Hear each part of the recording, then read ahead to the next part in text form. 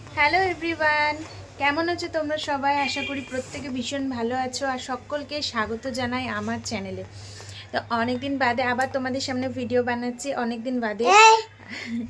আর এই কটা দিন ভীষণ ব্যস্ত ছিলাম, ভীষণ ব্যস্তর মধ্যে কেটেছে।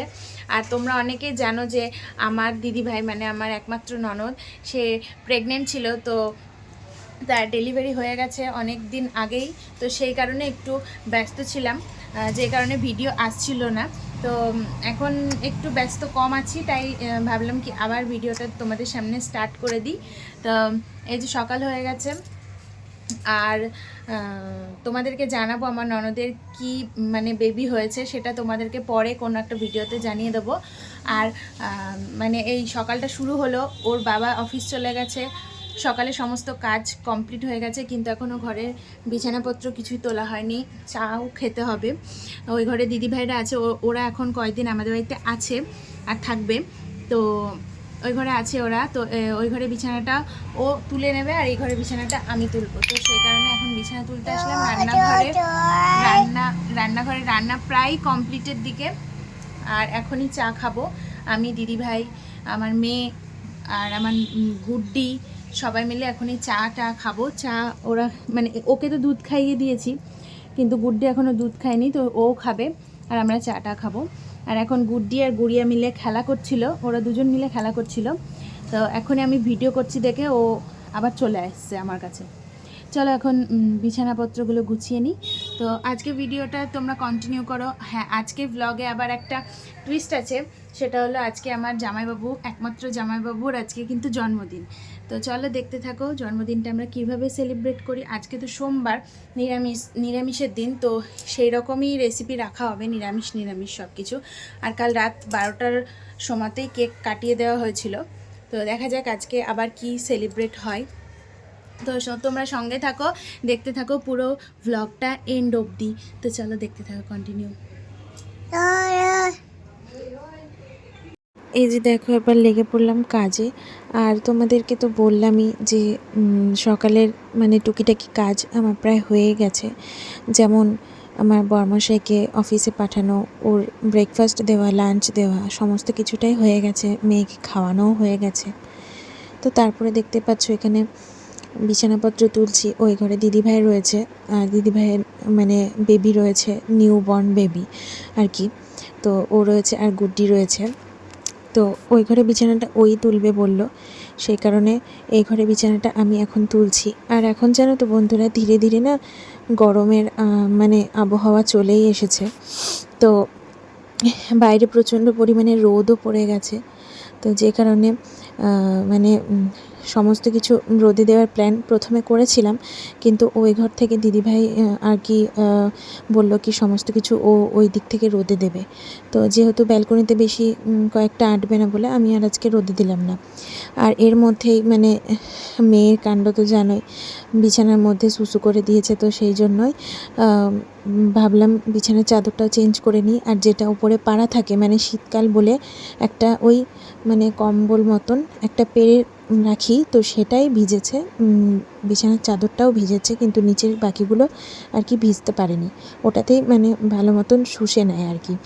তো এখন দেখতে পাচ্ছ আমার হাতে হাতে কিন্তু আমার মেয়েটাও কাজ করছে। যাই হোক, কাজ করছে না কাজ বাড়াচ্ছে সেটা আমি বুঝে উঠতে পারছি না।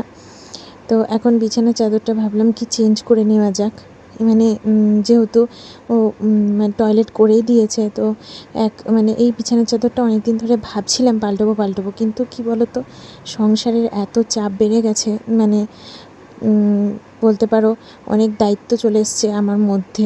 যেহেতু আমার শাশুড়ি মা কাজে যান, মানে ওয়ার্কিং ওম্যান, তো সেই কারণে দিদিভাইয়ের পুরো দায়িত্বটাই আমার উপরে।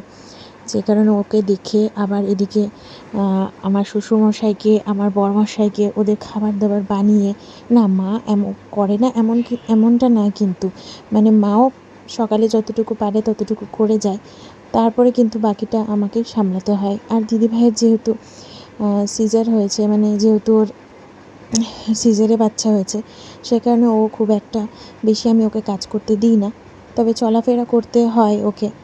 যাই হোক, এখন বাইরে দেখতে পাচ্ছ ঝলমল করে রোদ চলে এসেছে, রোদে বেশিক্ষণ বসাও যাচ্ছে না। আর এখানে সকালে একটু ব্রেকফাস্ট করে নিলাম, চা পরোটা, আর ওইদিকে কটা শুকনো জামা কাপড় ছিল সেগুলো তুলে আনলাম। তারপরে ঘর সংসারে অনেক কাজকর্ম করে স্নান ধান করে এখন চলে এসেছি একটুখানি ক্রিম মাখতে। কেন কি বলো তো, এই ঘর সংসার করে মানে এত দায়িত্ব চলে এসেছে যে নিজের প্রতি সময়টুকুও পাই না। যেইটুকু সময় পাই সেইটুকু আবার মেয়ের পিছনে লাগাতে হয়। যাই হোক, এখন সিঁদুরটা পরে নিলাম। আজকে না চুলটা ভেজাইনি, আজকে একটু আমার ঠান্ডা ঠান্ডা লাগছিল। আর কালকে যেহেতু শ্যাম্পু করেছি সেই জন্য আজকে আর চুলটা ভেজাইনি। আর আমার শাশুড়ি মা যেহেতু আজ একাদশী করেছেন, তো উনি পুজোটা সকালবেলায় দিয়ে গেছেন। তো তারপরে দেখতে পাচ্ছ সবথেকে আমার বড় যে কাজটা, সেটা হলো আমার মেয়েকে খাওয়াতে বসিয়ে ওর সাথে গল্প করা, ওকে ফোন দেখানো, তারপরে ফোনের মধ্যে ভূত চালানো, ভূত দেখিয়ে দেখিয়ে ভয় দেখিয়ে খাওয়ানো। ও একটুও বিশ্বাস করবে না তোমরা, ভূত দেখে ভয় পায় না, বরং হাসে, ওদেরকে নকল করে, এই রকম করে। মানে আমি বুঝতেই পারি না আমি ওকে খাওয়াবো কীরকমভাবে। যাই হোক, অনেক যুদ্ধ করে ওকে খাওয়াতে হয়। আজকে সেটা তোমাদের সাথে শেয়ার করলাম। ও বড় হয়ে গেছে, তো বড় যত হচ্ছে ততই ওর বদমাইশি বাড়ছে। যাই হোক, এখন ওকে খাইয়ে দাইয়ে আমরাও খেয়ে নেব। আমি আর দিদিভাই খেতে বাকি রয়েছি। চলো, এই যে দেখতে পাচ্ছ এখানে কিন্তু এটা ফ্রাইড রাইস নয় বন্ধুরা, এটা কিন্তু বিরিয়ানি, ভেজ বিরিয়ানি। আর এখানে একটু আলু ভেজেছিলাম, তো সেটাই নিয়েছি। আর ডাল করেছিলাম, একটু আলু ভেজেছিলাম, আর ভাত করেছিলাম, আর একটু ঢ্যাঁড়স ভেজেছিলাম। তো এখানে বাবা যখন আসে কাজ থেকে ফিরে, তখন মানে এই সোমবার বাবার ডিউটিটা ছুটি থাকে, তো সেই কারণে সকালবেলায় যে কাজ থেকে আসে তারপরে আমাদের জন্য বিরিয়ানি নিয়ে আসে, ভেজ বিরিয়ানি। তো সেটাই আর আমি আর দিদিভাই খাচ্ছিলাম, আর ওদিকে মেয়ে ফোন দেখছে আর একটু করে বিরিয়ানির যে সয়াবিনগুলো হয় সেগুলো খাচ্ছিল।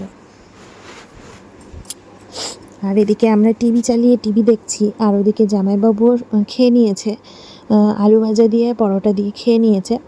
তারপরে একটুখানি শুয়েছিলাম, একটু রেস্ট নিচ্ছিলাম। তারপরে চলে এসেছে আমার কুচি কাচা, মানে আমার স্টুডেন্ট। হ্যাঁ বন্ধুরা, এখন যেহেতু দিদিভাইয়ের শরীরটা ভালো নেই, ও যেহেতু পড়াতে পারবে না, তো ও যে টিউশন পড়াতো সেই টিউশনের সব ছাত্রগুলোকে আমিই পড়াই, ছাত্রছাত্রীগুলোকে।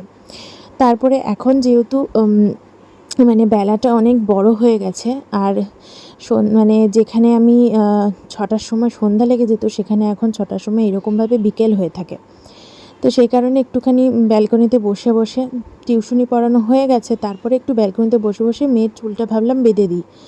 ও চুল বাঁধতে গিয়ে আর খেতে গিয়ে এত রঙ্গ তামাশা করে যে ওর সাথে আমি পেরে উঠি না। ও দেখতেই পাচ্ছ তোমরা কতটা বিরক্তিকর মুখ নিয়ে বসে রয়েছে। একদিকটা তো কোনো রকমে কমপ্লিট করলাম, কিন্তু আর একদিকটা করতে গিয়ে দেখো, ওকে কলাটা খাওয়াচ্ছিলাম, অর্ধেকটা খেয়ে আর খাচ্ছে না।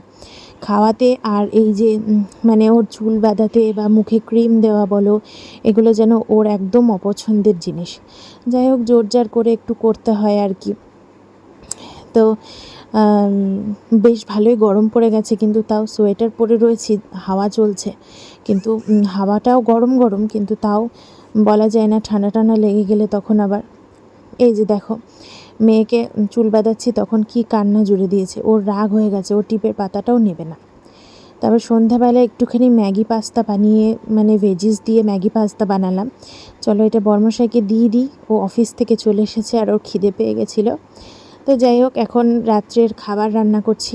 তোমাদের তো বলেই রেখেছিলাম যে আজকে জামাইবাবুর জন্মদিন, কিন্তু আজকে সোমবার, তো সেরকম বিশেষ কিছু একটা রান্না হবে না।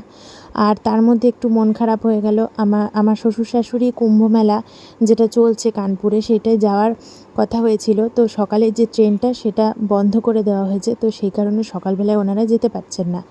আর যেহেতু 26 তারিখ অবধি কুম্ভমেলা চলবে, তো ওনারা একেবারে 26 তারিখ মানে 26 তারিখে গিয়েই পৌঁছাবেন। তো এরকম একটা প্রবলেম হয়ে গেছে। যাই হোক, যেতে পারছেন ওনারা, এই অনেক। তো এই যে দেখতে পাচ্ছ, একটা সমস্ত কিছু দিয়ে সবজি বানিয়ে নিয়েছি। তো এই সবজিটা বানিয়েছি, আর ভাজা করেছি, 5 রকমের ভাজা আর ডাল, ব্যাস এইটুকুই রান্না করেছি। চলো তোমাদেরকে একবার থালাটা দেখিয়ে দিই। এই যে দেখো, এখানে সাজিয়ে নিয়েছি খুব সুন্দর করে, ওপর দিয়ে স্যালাড দিয়ে দিয়েছি, আর 5 রকমের ভাজাও দিয়ে দিয়েছি, আর জামাইবাবু খেতেও বসে পড়েছে। তো চলো, আবার দেখা হবে তোমাদের সাথে নতুন একটা ভ্লগে। ততক্ষণের জন্য টাটা, বাই বাই, সবাই সুস্থ থেকো।